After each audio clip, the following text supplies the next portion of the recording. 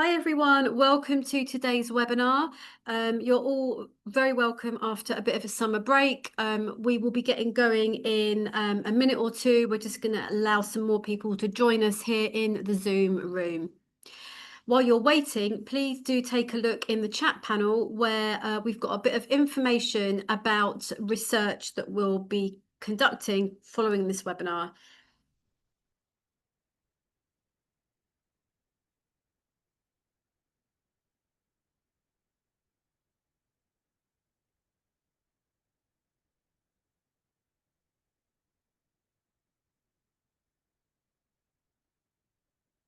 Hi everyone who's just joined us. We'll be getting going with the webinar in about a minute. You're all very welcome for now. Please do take a look in the chat panel while you're waiting to say hi, and also to take a look at the information about research we'll be doing following this webinar.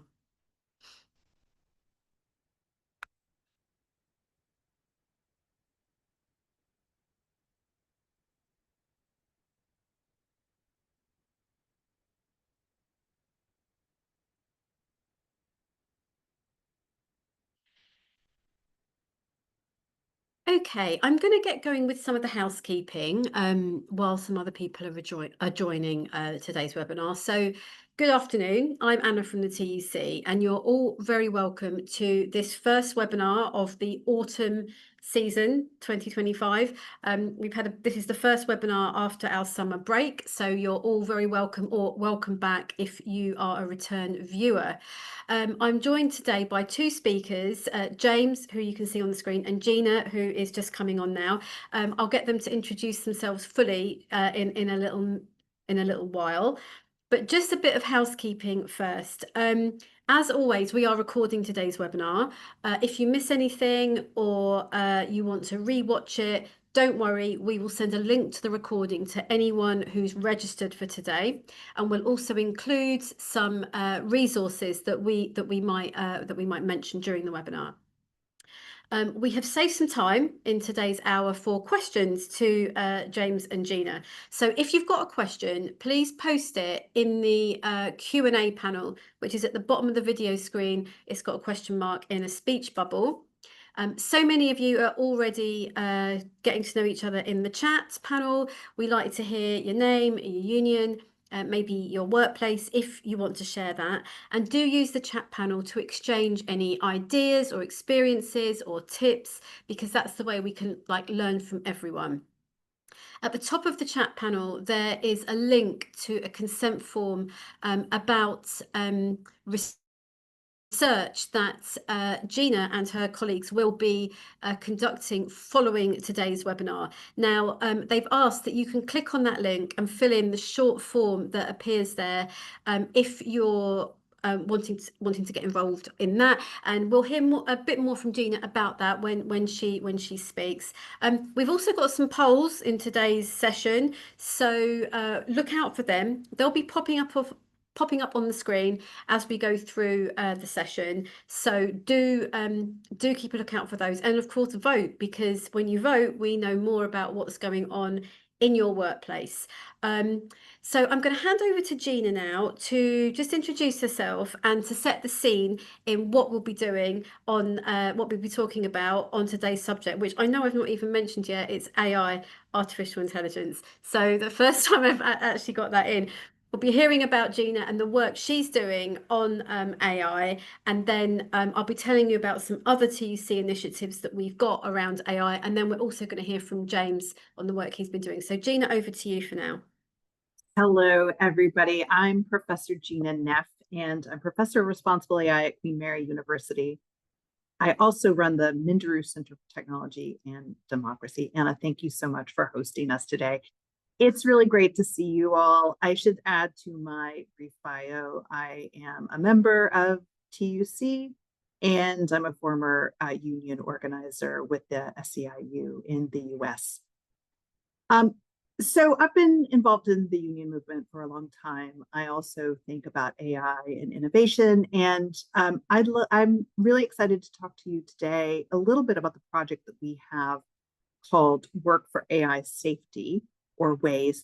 And I'm going to go straight into my few minutes, or should we bring James on camera?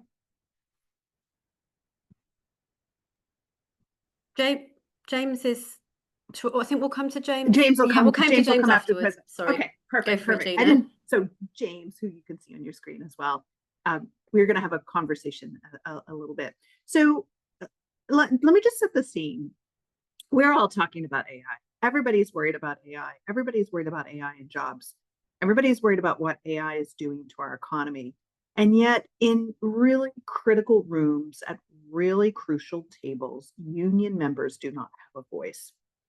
That inspired the work that we are doing with the UK AI Safety Institute for this project on work for AI safety. So if you'll bear with me for a moment, I'm going to share my screen, and you should be seeing my slides, workers on the front line of AI. Really, what are union roles that can play in the future of shaping safe AI?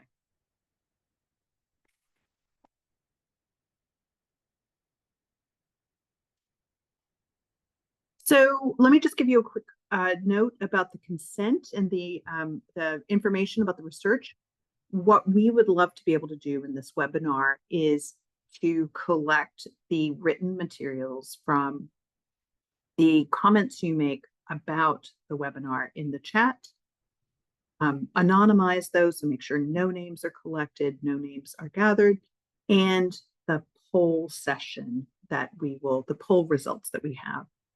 You can still participate in this session if you don't sign the consent form that we've linked to, and my team will help link and share that link now for those of you who have just joined. We'll be collecting written data. We'll make all the data anonymous, so don't worry, your personal information will not be retained with these results. So I come from having worked with the TUC as part of a project on making the employment rights for the UK fit for the 21st century. So how do we make sure that the legal wins and the wins at the bargaining table really stay relevant in an age of AI? And we kind of take 4 key approaches to this. We think that these kinds of approaches to how we get good solutions for the economy in an age of AI is really grounded in workers' experiences and worker voice. We really need to be connecting what's happening on the ground in your workplaces to the research that's happening. And we'll talk a little bit about the work in AI safety research and some of the ways that I think unions can play a really interesting role in helping us think through where we go with the development of AI. I believe strongly that the work that we do from a research side really needs to be giving workers tools, actions, and more agency in terms of how they approach AI. And the ways that we've gotten funding for this project and the way that we're really kind of thinking through this work is imagining the role people will play in spotting the risks that come forward and emerge.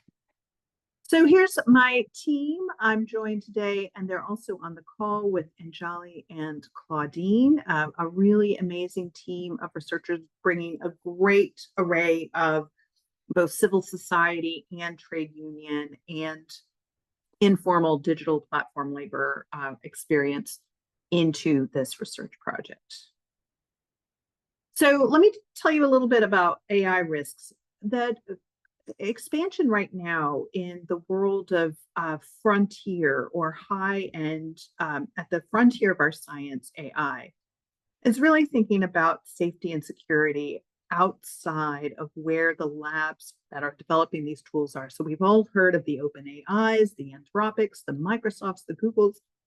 They're developing AI, and they're worried about what kinds of capabilities these big, powerful models might develop. That's all well and good. They're doing loads of research around how do we know and understand safest AI in those settings. But there's much less being done about how we will know that these models and tools remain safe, especially at work. And so we know from a rich tradition what whistleblowers and what workers, what unions already know. They know things about algorithmic bias and harms where tools and models simply don't match the real world. They know when AI makes mistakes and errors, they're catching it and they're cataloging it and making databases of it. They know that AI systems and algorithmic systems can have really unintended consequences that destroys lives and jobs. And as the work that we did with the TUC over the Employment and Rights Bill really shows that there are legal challenges and pressures on existing legislation that these new tools represent. And then there's technical challenges. So as tools and products get developed and rolled out, we have this possibility really that they no longer fit with the underlying reality. So they get out of date or they don't really fit in a particular. We also know that people aren't experiencing AI in the same way, that it will, the impacts, both the impacts and the potential harms are going to be very different and differential on people. So here's what we want to think about in terms of the expertise that we bring into understanding how AI systems are really working in the real world. We understand that there's a lot of expertise behind building the technology, but really the real expert is in how it's being used and what's happening truly on the ground. We think that people have a real outsized role to play, particularly at work, where they have agency to make some changes and advocate and negotiate for some changes. My whole research program is really based on the fact that workers really understand complex systems and they have the insights and knowledge. Unions know how to negotiate in these systems, and building that capacity is one of the aims of this project. And really, we think that AI is simply one more system for workers to learn to negotiate around, and that the more we can be doing now, the better it will be for everyone as these kinds of systems roll out to more workplaces. So before I go into the project, well, let me just do this and then we'll bring James in because we've got some questions. I want to hear from all of you, like what kinds of things are rolling out and how common it's rolling out for you. Let me tell you just a little bit about this this tool. So we are doing this project with the TUC because we see that we can be partners together in really shaping a way to assess the safety of AI in the workplace from a worker voice. Workers' voices are absent in many of these key ways that we think about whether AI is working or not, whether it's working as intended, whether it has connection to the goals of what people want. And we want to make sure that the assessment tools that we build really reflect the real experiences of you and your members. And it supports how trade unions can make their negotiations around good work with AI. And so that's why we're starting to do this listening and data gathering exercise with you to make sure that these kinds of assessment tools are built with you and grounded in the realities, language, and needs of the trade union movement.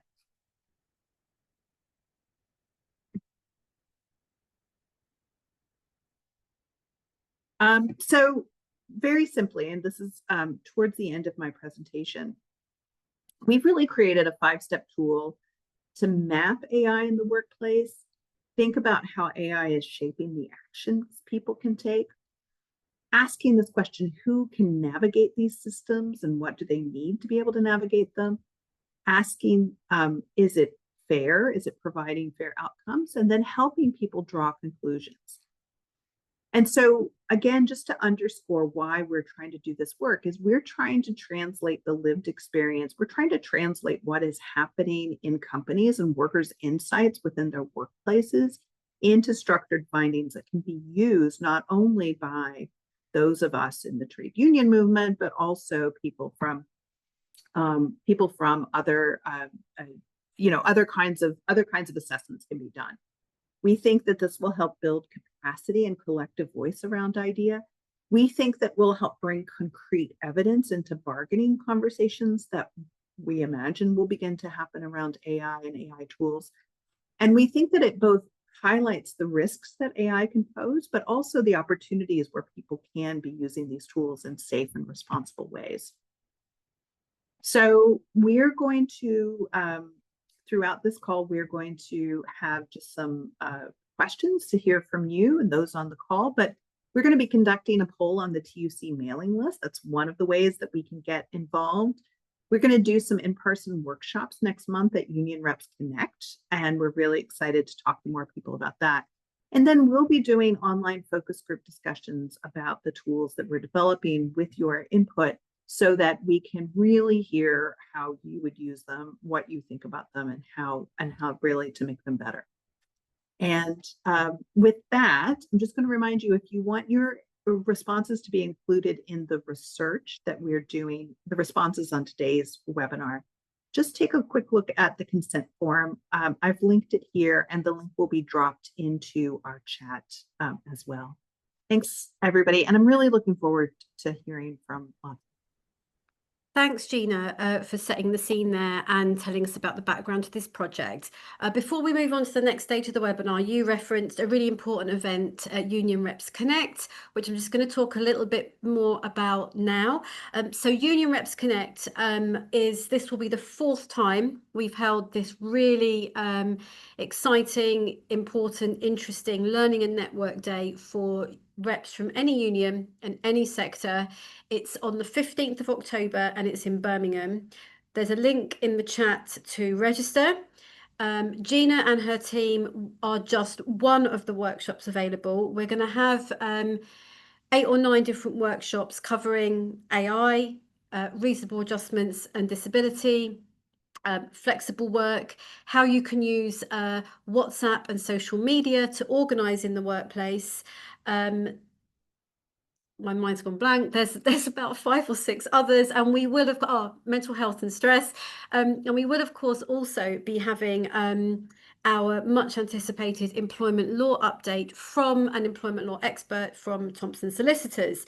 So I know that always is a big draw for lots of you. So do please register, and you'll get to meet lots of us there, myself, Gina, other people from the TUC, and other experts in their areas. So can't wait to meet many of you there.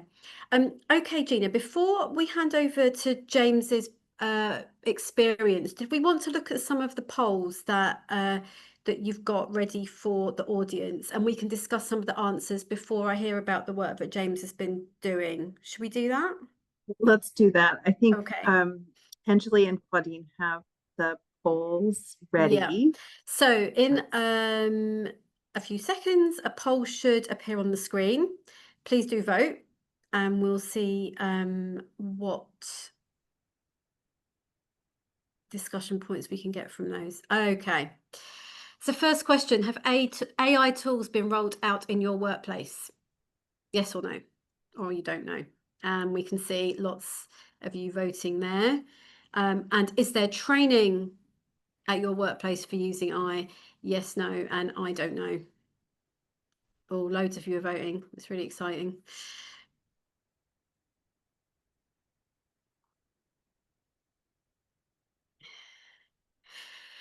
So while the votes are still coming in, Gina, James, are you surprised that we've got 54% of people saying yes? That there are being AI tools are being rolled out, but concurrently, 24%, only 24% are saying they're receiving training. Are you surprised? This is really dovetailing a lot of what we're hearing in a lot of workplaces, that we see that workers are being expected to understand, figure out how to use Copilot and other such kinds of large language model based tools without really getting any training or any understanding on what they could be looking at and what that might mean. I think people are possibly stopped voting now, but I think we can probably leave it open for now, even though it's sort of slowed down a bit. Um, so I'll hand over to our next speaker now. James Samuels from the CWU. So James is going to tell us about some of the work he's been doing with the members of the CWU that he represents. I think specifically in call centres, if I'm correct on that. Um, No, it's not specifically in call Oh, centers, okay. I'll let you speak on yeah. that. But before you tell us about that, James, are you finding that in the workplaces that you're involved with, there's a similar percentage of people who are using AI or are not receiving Yeah. training? Well, it depends a bit depends a bit what you mean by using AI, okay? Because I think people do use AI. So you know, sort of the Copilot, for instance, is a good example. But in a lot of this, a lot of our members will be using AI without even knowing it, or that AI will be, for want of a better phrase, AI will be being done to them. Okay, um, sometimes in their knowledge, sometimes without their knowledge. So I suppose the question really is, do our members know that AI is present and active in their workplace? And we've been on a journey. Well, I hate to use the cliche of being on a journey, but we have, I think. Um, I think at Get Set, our members probably were sort of aware of AI being there in the systems that they use, um, but not really aware exactly what it was doing, exactly where the data was going, exactly where the data was going. And so there was a lot of ignorance around it, really, Anna. So sorry, that's a bit of a long answer to a short question, but that is unfortunately the nature of this beast, I think. Don't apologise. It's all really interesting. So as I said, you're from the CWU, and Yeah. you've got a particular project on AI with some of the workers you represent. Can you tell us a bit more about the work you've been doing Yeah. with these members? Yeah, so well, I'll give you a bit of a can I give you a bit of a sort of a potted history because that's probably best explained. So really briefly, okay. And this journey probably starts about 2.5 years ago, 3 years ago, something like that, where we realised as a committee. So I'm on the union's executive committee for the CWU Communication Workers Union. I'm on the telecoms and financial services side of it. Okay, so um, we cover a lot of our main group of membership, just to give people on the call a flavour. Our main membership in that sector will be tech workers and BT workers as well. So BT workers, British Telecom, they will be people that work in call centres. So you're not wrong to call out call centres. Anna, but also we've got engineers, technical engineers, desk-based engineers, field-based engineers, um, security engineers, engineers that work for very high profile secure companies, that type of thing. So quite a varied workforce. Anyway, to get back to the sort of the journey, if you like, as I say, about 3 years ago, we realized that we were behind the curve. We didn't know anything about AI. It was a growing thing, obviously, in our workplace. We were aware of that. So actually, the very first thing we did as a committee was prior to having a seminar about it, we all did the TUC's basic tool, a very basic online course, actually. I think the TUC has still got it there online. You can still do it. So we all did that basic course. Okay. We then did an away strategy day where we got a guest speaker, an academic came to speak to us, and I must say gave us quite a pessimistic view of AI, and it was really a call to, it was a really good presentation, but it was a call to arms really, because what she basically said was, look, if you're starting to get into it now, if you're starting to try and put some guardrails in place now, you're probably already 5 years late, so you need to really get cracking on it. And she also said to us, look, to be honest, trade unions are possibly the last line of defense here. You really need to get your head in the game. So like I said, that was a real call to arms for us, right? And so the next step we then took from that sort of kick up the backside, if you like, for want of a better phrase, was to liaise with a group called Connected by Data. So we hooked up with Adam Campbell-Corn, Connected by Data, and I think Adam works with TUC as well, actually. So we've been doing a project with Adam, which has lasted now for quite a few months, and he's taken us from, I suppose, not knowing an awful lot about AI to getting to the point now where we are beginning to think about, in some depth, about what a collective agreement on AI would actually look like with an employer.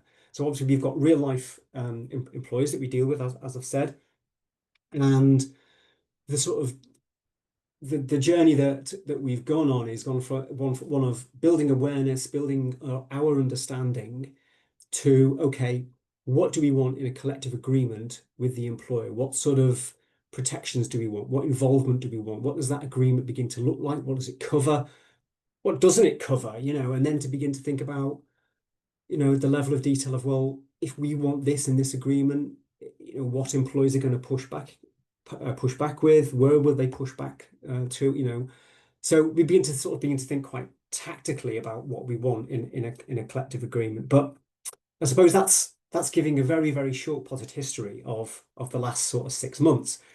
What we've done, I suppose, to go into a bit more granular detail along this sort of course, is we had a few sessions first just to sort of increase our own understanding. Okay, so to look at some of the systems, look at example systems, to begin to look at the employees that we represent it in, and to sort of look at what it is they do in terms of what systems they've got, and also what guardrails companies have already got in place anyway at this moment in time. So if I take British Telecom, BT as an example, BT Group, they have a group of people that look at new technology within the company. And this company, by the way, are consumers of AI, so they will buy AI off the shelf. They will buy bespoke AI, and they will also develop AI themselves as well. So they are sellers of AI as well as consumers of AI, which is interesting. Now, and some of the AI that they use is system AI. So it's AI that will look after networks, but then there's also AI that will potentially monitor people and monitor the work that people do. So it's there's a huge spectrum of different systems, different technologies that are being used. Anyway, that's all very interesting. But we also realized that we didn't have any understanding of what our membership thought about AI, our membership's understanding, our membership's perception of AI. So we ran a survey, just questioning our membership really on some quite basic sort of questions about, are you aware of AI in your workplace? What does it do? What do you think about it? I'm kind of paraphrasing some of the questions, but you can imagine those are sort of the basic questions that we asked. And the answers were not that surprising, really. Members were aware of AI, They were not particularly too knowledgeable about what it was doing. They were certainly not involved with it in terms of the employer never asked them, do you want it? What do you want it to do? It was just foisted upon them, Our members were nervous about it, continue to be nervous about it. They also see some of the benefits in it as well. So all of those answers really, I think, would probably not be too surprising to Gina and colleagues that have dealt with AI in the past. We then ran an AI awareness week. So my union is split up into different branches across the country, as probably many colleagues on this call are in similar unions or similar setups. So we ran a branch awareness week where we got branches who are closer to our members to go out into the workplace, to ask some more questions, to engage with our members, to get some feedback on them. So we've got quite a lot of information now on what our members think and what's in the workplace. We also ran, we ran some videos as well. We've got quite a good sort of media and news department, so we sort of keyed in with those guys as well within our union to help get the message out to our members. So we've produced quite a lot of material on AI, and we've just been trying to raise its profile through our branch network. And to come back to the end of what I was saying before, really, the last thing we've been doing is to look at collective agreements and to look at what we want from a collective agreement. I mean, that's a huge subject in of itself, really. And so we've looked at some agreements from America, for instance, and I think the Communication Workers of America are slightly ahead of us on this one, if I'm being honest, and they've got some working agreements already in place. And the Teamsters as well. We had a representative come from that union, and they've also got some AI collective agreements in place as well. So we're at that point, really, Anna. Sorry to sort of to talk at everyone, but we're at that place now where we're really looking at what we want from a collective agreement and thinking tactically about what's the best thing for us to have in those agreements, which is quite specific stuff, and what will work for one employer might not necessarily work, for another. To get one other interesting question I think that we've come up against is whether we have within an agreement a joint committee, because as I said, I think our members acknowledge some of the benefits of AI. There are benefits for them as well as significant threats. So it would be a good thing, I think, to have a joint committee, particularly with an employer, where we jointly discuss what AI is being brought in and jointly discuss with the employer what we want out of AI, because up until now, that's not something that our members have ever been involved in. So whether a collective agreement would enshrine a sort of joint committee of some sort is a possibility. It might not. We might want a collective agreement first, then a committee afterwards, or we might actually want it the other way around in some cases where we have a committee, we have some sort of joint working party with an employer potentially, and then we get an agreement out of that committee. So I suppose that's a bit of a tactical nuance that we're sort of battling with at the moment, really. But so where we've come from, in a nutshell, is from a place of very low awareness, very low knowledge, to one now where we're actually sort of, the rubber's hitting the road. Okay, what do we actually want in terms of collective agreement? What do we actually want for our members? Which is ultimately, I suppose, where unions are coming from all of the time on across a whole wide range of subjects. So, and that's where we've been, I suppose, for the past 6 months. Thanks, James. That's like a really helpful outline of the work that you've been doing with your members through the CWU. And I had jotted down a couple of other questions, but you managed to answer them without me putting them to you about the kind of things that you'd like to see in collective agreements. I was wondering about best practice, but you've kind of covered some of that. One quick question before I sort of open up the discussion a bit more is, how have your members reacted to this work? What does it mean for them and for the reps? You're like a CWU officer, but there's the intermediary of the reps in the workplace as well. How have they reacted to this project, like benefits or disadvantages, I guess, as well? Yeah, it's a really good question, and it is a bit of a mixed response, actually. I think that there's a whole spectrum there. So it's probably fair to say we have a cohort of both representatives and a cohort of members who don't necessarily see themselves in the mix. They sort of feel that because of the work they do, the AI will probably pass them by. It won't necessarily affect them. So we've got a piece of work to do there with that group of people to say, well, actually, you're living. That's nice. It's nice that you think that, but unfortunately, AI is probably coming for you in one shape or form, both, and that could be negatively and positively. Okay, but it will undoubtedly affect you. And then we have other members, I think, who see it day to day, so they're very much clued up with it, really. And like I said, that goes for reps as well. So if you're a rep and you're, I'll give a sort of a slightly unreal example, but if you're a rep and most of your members are people that do quite a manual job, all right? So these are the guys that might be, literally, digging holes, doing a very physical job, maintaining the network, maintaining a telecom network, then they perceive the threat of AI to be a lot less because it's a manual job. Artificial intelligence isn't necessarily going to take that over. But it's a slightly short-sighted view. And as I said, we've got some work to do, because what AI is doing is making our technology more robust in some cases. So if you're someone that has to repair a network, well, there's a good chance that that network will be not necessarily repairing itself, but certainly an artificial intelligence network will need a lot less maintenance. And so we've got to I think educate our reps and our members as well, I think by extension, that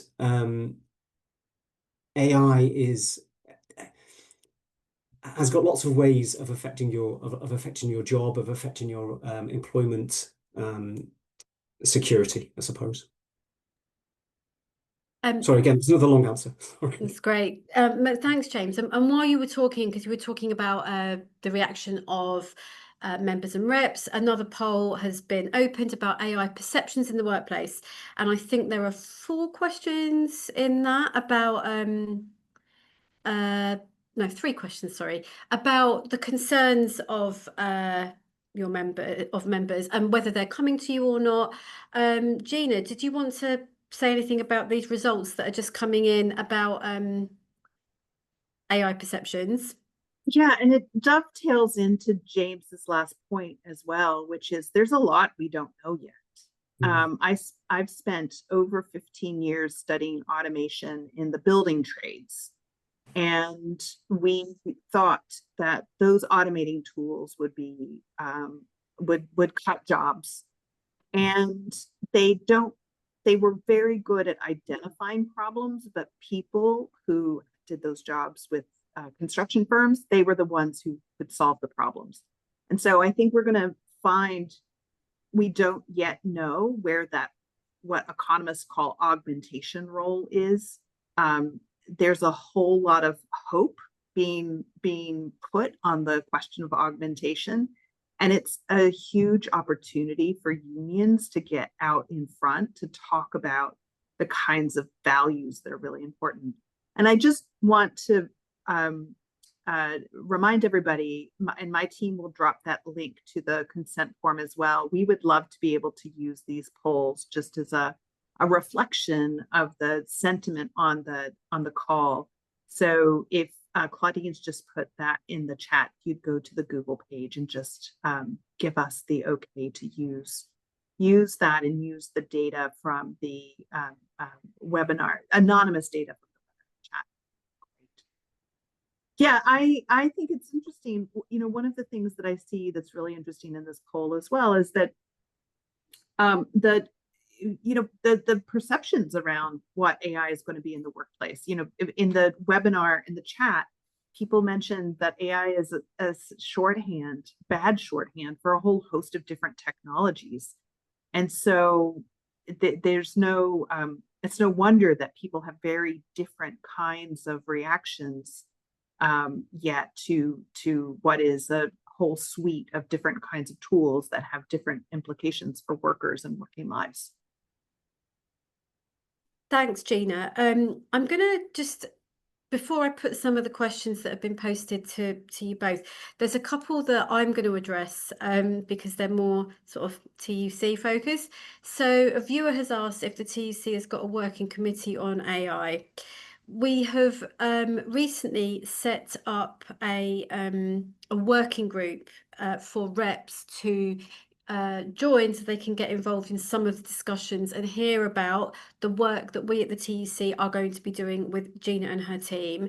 We'll drop the link to it's just appeared in the chat now, along with a bit of explanation as to what this is about. It's about reps or those who lead on learning in their workplace. They can join this group to raise awareness of AI, both the advantages and disadvantages for their reps role. So do register if you're interested in that. We will include that link in our follow-up email as well that we're going to send out later today or early tomorrow with all the resources in.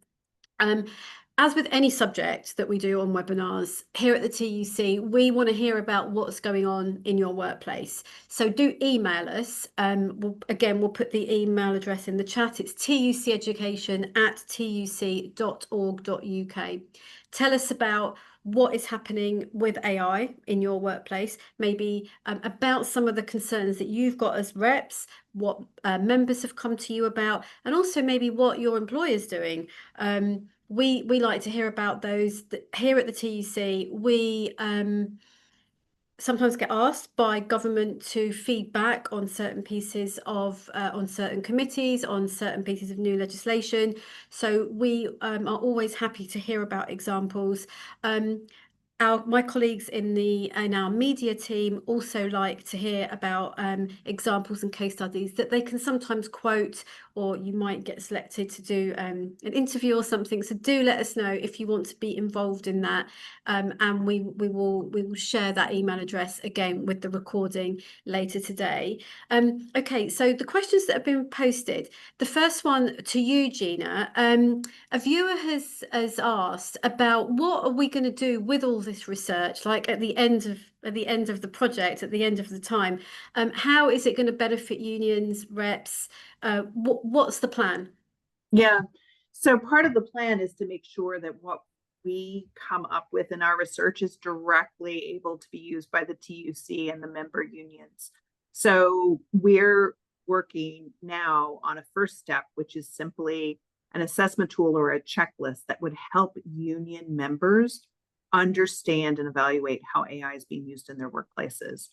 And it's that kind of process, like literally getting better data from the employers on what AI is, what data it's being collected, how it's being used, what are the risks involved, and how is it changing the workplace. That will really help, we think, unions when they sit down at the bargaining table. So that's our goal, is both to understand what these and map out what's actually going on in workplaces across the UK, but then make sure that we've got that data back in the hands of the TUC, so unions and their member unions can really use this as a way to ask for things at the bargaining table. Thanks, Gina. And of course, and the environmental impact that keeps coming up. I was going to come to that in a second. Yeah. Just to say, anyone who is signed up to receiving updates from us at the TUC, we will share all this with you. So, any results from the research, any data, that sort of thing, it'll all be shared. So do sign up for information. So question for both of you, the environmental impact of AI, which has been mentioned a few times.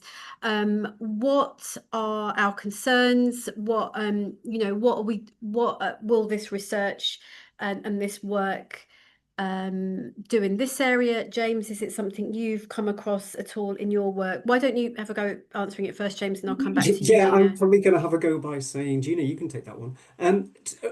I say that because I think we've probably the environmental concern is definitely it's a huge concern, isn't it? The amount of energy that it's taken up. Absolutely, truthfully, I think in terms of how we've dealt with it, how we dealt with the issue with members and with reps, to come back to sort of your earlier question. I don't think we've really touched on it really, or certainly we've not laboured it. We've been too busy, I think, thinking about the mapping of AI in the workplace and that sort of thing, and the effect on our members. But it's something that cannot be forgotten. It's something that we can't dismiss. And I think it's another sort of I think arrow that we've got in our quiver to say, look, AI is not necessarily a good thing. The impact on its carbon imprint is huge, isn't it? Yeah, and there's no easy answers here on this. The environmental impact is, let's be clear, huge. And just 2 weeks ago, the government have put forward a plan to enter into an agreement with one of the big chip makers, NVIDIA and OpenAI, to build out more data centers. Just to put it in the scale, the amount of electricity that's going to be required for those data centers that were mentioned in that Tech for Prosperity deal with Donald Trump. That's like bringing a new Birmingham online on our electricity grid. So we have houses that people desperately need in this country that aren't being hooked up to the grid. They can't be built because they can't be hooked up to the grid. In parts of the country, we're really water scarce, and these data centers are really hungry for water. So nobody's saying don't build AI. People are saying don't build AI, but I think we've got really tough choices to make. And making sure that we get AI right for working people, I think is one of the biggest challenges we face. And absolutely the environmental impact and minimizing that. So we get what one of my colleagues calls just enough AI, right? How do we make sure that we're not overbuilding so that we're stressing the environment? And I worry some of these plans for massive data centers will do that. I dropped a link in the chat to a report that my team produced over the summer, which shows how the tech industry is really just blowing through their climate commitments and how that's expected to grow. So by 2030, the world could add the equivalent of another Japan in terms of the amount of electricity that generative AI is causing. And by 2040, it's predicted that it could be the equivalent of adding India to the grid. So we're expanding our grid in a time when we really need to be looking at those net zero goals.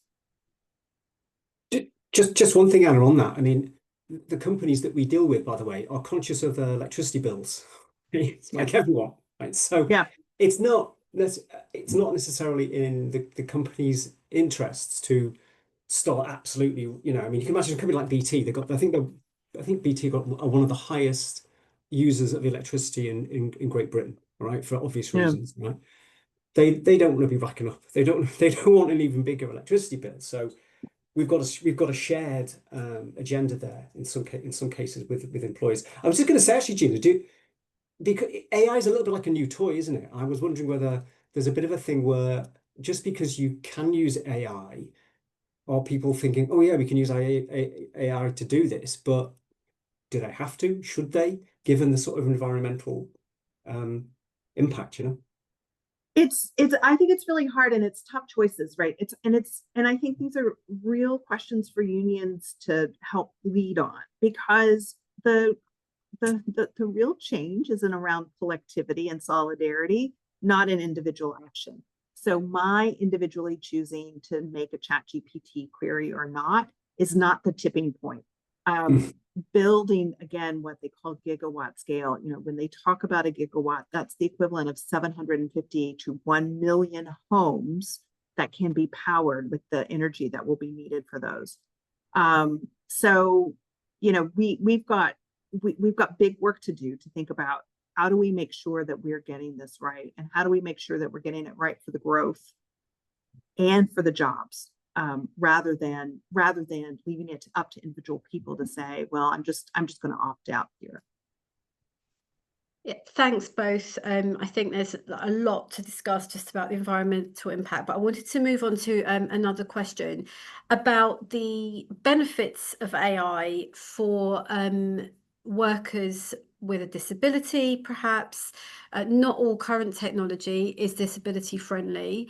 How are people with disabilities going to benefit from this, or are there real concerns that they're not going to? Well, that's where I get to say another one. My team have a great report on that. I'm going to ping Claudine and Jolly to help get the link for this one. We released a report very recently. We're going to have a launch at Parliament on the 4th of November. Louise Hickman wrote a report on British Sign Language and procurement around sign language, for example, and some of these automated tools. We need to make sure that we're not using automated tools to substitute for the work of the consultation, of making sure that they work for everybody. And if they don't work for everybody, they work for nobody. So we found some really troubling trends, for example, in the deaf and hard of hearing community. around how their lack of voice in those conversations was creating real damage in terms of public procurement, public services of the AI tools that were being rolled out. So I'll make sure that we get that link to that report there. I think we have a lot of work to do. It's not a substitute. Yeah, for sure. And this sort of links on to my next question. You mentioned there people who are deaf or hard of hearing, and maybe other physical disabilities. But we've had a question about the mental impact on those who are being replaced by AI, or not necessarily replaced, but their role is changing because of AI. Have you got any examples of this, James, in the work you've been doing, or any sort of guidance, perhaps, Gina, that you've come across already for this area? Because I think, from a worker perspective, this is maybe how they're going to feel it. In like the first instance, their role's going to change, or it's going to disappear. I think we've begun to see it in my sector where it's a slightly indirect impact of AI, I think, but just a huge amount of efficiencies that have been brought in, including AI, is the driver for driving down a large telco's workforce. It will be, and CEOs and the CEO of BT has come out and said that they expect that the AI will drive efficiencies, and the decrease in headcount required, a decrease in the workforce will be in the thousands, perhaps, over the next sort of 5 to 10 years. So the impact will be redundancies. Unless the impact will be redundancies unless we can get ahead of the curve enough to say, okay, this is the potential impact in the medium and long term. How do we go about redeploying? How do we go about reskilling? What do we do to prepare for that? That's the question that we've got. That's a big question that we've got. Because what we can't face is a cliff edge where it happens to us, and all of a sudden we're making, the company are making huge amounts of redundancies based on the efficiencies that have been brought in by technology, including AI. I couldn't think right now of a specific role which is being completely taken over 100% by AI. It's sort of death by a thousand cuts. It happens more gradually than that, really, as more simplistic work gets cut away, if you like, gets taken over by technology. It's not a case of, right, you 10 people over there, your job is now being done by a computer. That's sort of not happening in reality, actually. What does sometimes happen, though, in reality, is that simplistic work is being offshored sometimes, or sometimes not so much simplistic work is being offshored, and efficiencies are being found elsewhere. So it's an insipid, if you like, sort of slow advancement of technology that is chipping away at the workforce. And I think AI is a large part of that. Yeah, I will just say again, there's so much we don't know yet. And one of the things that economists think they're seeing is a collapse of early jobs, and jobs that basically employers not hiring people early on in the workforce. Claudine and Anjali are going to launch the last poll as we close the conversation. But I just want to say, for those of you who haven't signed the consent form, that would be great. Thank you. But one of the things around this question of early careers, I think, is particularly important in this country. We know that there is a youth unemployment crisis, and we know that there's 1 in 8 young people who are not in employment, education, or training. We need more support for young people in employment, education, and training right now. And we know that some of the Gen AI tools are going to take away some of those early entry-level work in professional services. So that's, for me, where, those are the canaries in the coal mine that we really need to be looking at first. I think James is right. There are absolute ways we can get ahead of the curve. I don't think the answer is just in redeployment and training. I think the answer is in creating better workplaces, but we're going to need to, we're going to absolutely need to get the information so the unions can start negotiating with their employers what they need in order to still have and maintain human power, worker power in the workplaces. Thanks, Gina. And the poll you mentioned has now been launched. So do please vote in that before we finish off the webinar. We only really got to a fraction of the questions today that were posted, and this certainly won't be the last time we cover this. It will probably be the first of tens, if not, multiple times, where we will return to this subject. We will speak again to Gina and her team about the work we're doing. And as Gina mentioned at the beginning, you can come along and take part in the in a workshop that we are going to be holding on AI as part of our Union Reps Connect event on the 15th of October in Birmingham. So do please come for that workshop. But of course, there's a whole day of learning and networking opportunities. If you come to do the AI workshop, you'll be able to do 2 other workshops. There's space for 3 across the day, as well as the employment law update in the morning. So do please come for that. If you are able, I look forward to meeting many of you there. While we just let the poll still tick over for a bit, I'll just let James and Gina have a final wrap up, final last words before we say goodbye. James? Yeah, well, thanks for having me actually, and it was a pleasure to actually sort of relay what we've been through, and we're not the experts as you can tell, we're sort of finding our feet. So I suppose what I would say to delegates on this call is to sort of get involved, really, I suppose, is to be curious, find out what is going on in your workplace, find out what your members and your colleagues, I suppose, think about this topic. Because I think people are at different stages. I mean, I think even within my own organization, some people were a lot more clued up to it, where other people need to develop their thinking a little bit on it. So I think we need to be cognizant of that. And like I said, look, be curious about the situation and speak to your colleagues, speak to your members, and begin to form some opinions on it, and begin to think about what do we want from this? What do our members want from what's coming? So. Yeah, Thanks, thanks. James. And I Gina? think James is the expert. I mean, that's exactly what do people want from this, and how can we make sure that they get it? I think that is the question that's facing all of us.